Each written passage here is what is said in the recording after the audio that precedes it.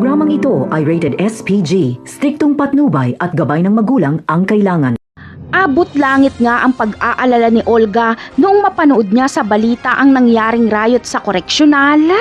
Agad niyang aalamin ang sitwasyon.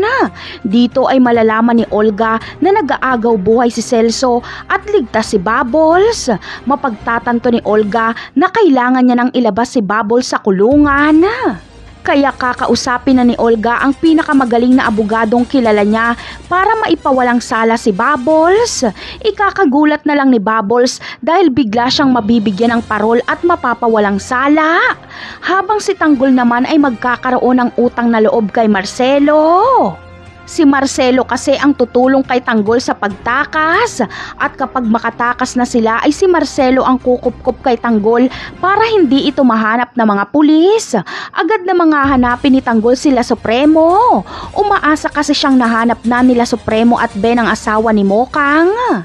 Kaya sa pagkikita-kita nila Tanggol, Supremo at Ben ay may impormasyon na sila Supremo sa mga Montenegro. Magiging kasangga ni Tanggol si Marcelo laban sa mga Montenegro dahil may personal din siyang galit dito. Pati sila Supremo ay tutulong din kila Tanggol. Napakarami pa nating dapat abangan sa mga susunod na episode. Paalam!